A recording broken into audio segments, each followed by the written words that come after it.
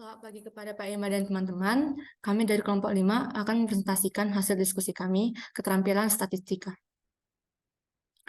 Anggota kelompok kami ada Gideon Siombing, Glenn Sebarani, dan saya Olive Sregar. Nah, jadi kami mengambil kasus dari BPS. Nah, kasus yang kami ambil itu presentasi penduduk usia 5 tahun ke atas yang pernah mengakses internet dalam 3 tahun terakhir menurut kelompok umur pada tahun 2020 sampai tahun 2022 dalam bentuk persen.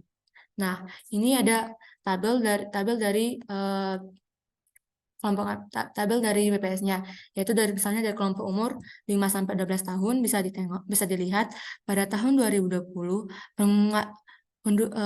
presentasi penduduk usia 5 sampai 12 yang mengakses internet itu 9,55%. Tapi pada tahun 2021 menaik menjadi 13,32%.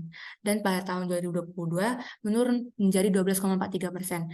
Nah, menurut saya kalau misalnya 2021 ini menaik karena kan kita tahu kalau tahun 2021 itu masih masa-masanya COVID. Jadi pasti banyak kelompok umur pada 5 sampai 12 tahun ini yang mengakses internet. Nah, baru lanjut lagi kelompok umur dari 13 sampai 15 tahun. Kelompok umur 13 sampai 15 tahun bisa dilihat pengguna pengakses internetnya pada tahun 2020 itu ada 7,42%. Tapi pada tahun 2021 sampai dan tahun 2022 penduduk usia 13 sampai 15 tahun yang mengakses internet menurun. Lanjut lagi pada umur 16 sampai 18 tahun. Nah, jadi pada kelompok umur ini tahun 2020 itu 8,83%, tetapi pada tahun 2021 dan 2022 presentasi penduduk usia yang mengakses internet menurun. Lalu lanjut lagi pada kelompok umur 19 sampai 24 tahun, presentasi penduduk yang mengakses internet itu 17,13%. Tapi pada tahun 2021 dan 2022 penduduk usia 19 sampai 24 tahun menurun. Nah, kalau pada kelompok umur terakhir itu 25 tahun ke atas, jadi pada tahun 2020 itu jumlah yang mengakses internet itu 57,7%, tapi pada tahun 2021 56,8%, dan juga yang paling terakhir itu 2022 ternyata mengalami kenaikan menjadi 58,63%. Di sini akan saya jelaskan mengenai diagram-diagram yang bisa kami pakai. Yang paling dunia universal itu bisa kita pakai itu adalah diagram batang. Dan memang diagram batang ini bisa kita pakai gunakan dalam si tabel-tabel ataupun data-data yang sudah kami sampaikan. Jadi kalau kita kembali ke tabel-tabelnya ini kan tabelnya mengenai suatu umur dan berbagai tahun kan. Nah, kalau di umur ini walaupun ada rentang usia ini menjadi suatu data tunggal. Jadi otomatis kita bisa buat kalau si data-data ini adalah suatu data tunggal. Tapi data tunggalnya ini berbeda-beda variabelnya. Untuk variabel tahun 2020, 2021, 2022. Kita tidak bisa menyamakan 2020, 2021 dengan 2022 itu menjadi satu data yang sama. Otomatis kita memakai diagram batang. Kami memakai diagram batang yang bentuknya berkelompok.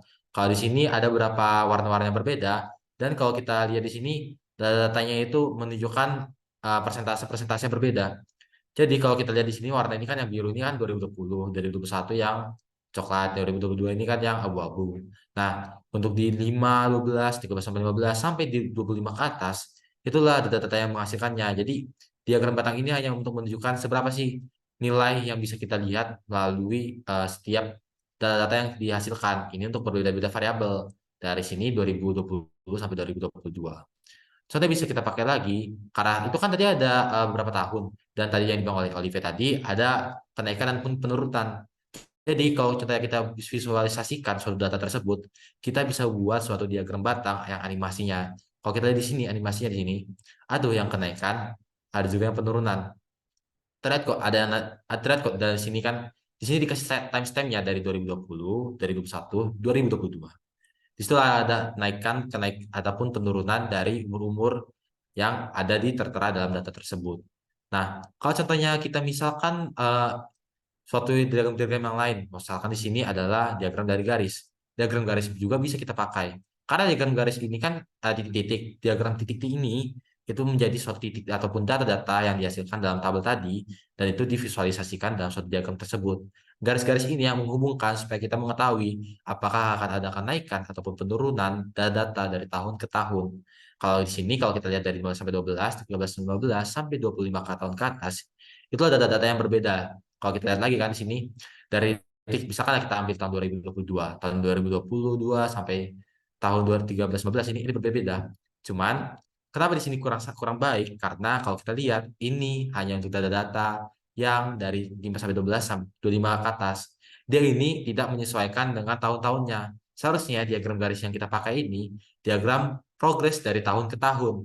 Misalkan dari 5 sampai 12 itu tahun 2020-nya itu sekian, otomatis tahun 2021-nya sekian. Disitulah baru kelihatan naik turun. Tapi dalam sini bentuk ini diagram garisnya itu menjadi satu data yang sama, otomatis nggak bisa. Contohnya lagi adalah di bagian diagram lingkaran.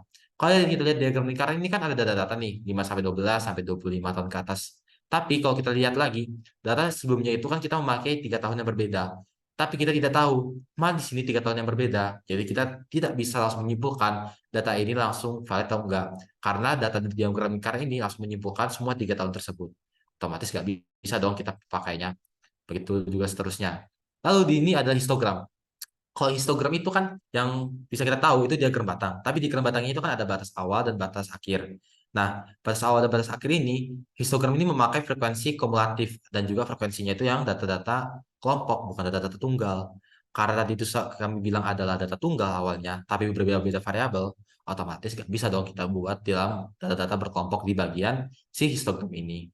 Jadi kami tidak bisa memakai histogram, tidak bisa memakai diagram lingkaran. Diagram garis pun bisa dipakai, tapi untuk progres satu-satu, data-data satu-satu, tidak bisa kita samakan variabel-variabelnya kayak tadi. Nah, kalau di sini itu kan diagram lingkaran yang bagian bagan. Diagram lingkaran bagan ini hampir mirip sama diagram lingkaran tadi. Bedanya ini kan hanya untuk luas-luasnya aja, seberapa besar lingkaran tersebut. Jadi kita bisa menemukan nih, mana sih tahun 2020, mana tahun 2021, tahun 2022. Kalau di sini untuk diagram sebar ini kita nggak jelas nih, nggak valid nih. Apa sebenarnya maksud dari titik-titik di sini?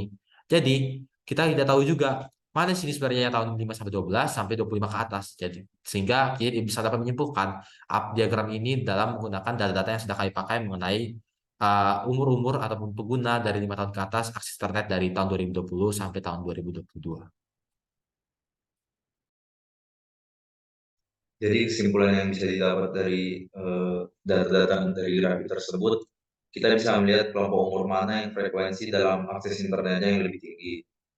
Dan mayoritas dari kelompok umur pada data tersebut itu frekuensinya itu menurun terus seiring tahun. Dan dari data yang ada pada frekuensi akses internet itu, yang paling banyak itu adalah pada kelompok umur di atas 25 tahun dalam banyak akses internetnya. Jadi saran kami itu, kalau anak umur 5 tahun sampai 16 tahun itu, harusnya lebih mengurangi penggunaan akses internet, ataupun orang tua dapat mengawasi, penggunaan internet dari anak. Karena internet ini memiliki berbagai konten-konten yang bersifat negatif. Sekian dari kelompok kami, terima kasih.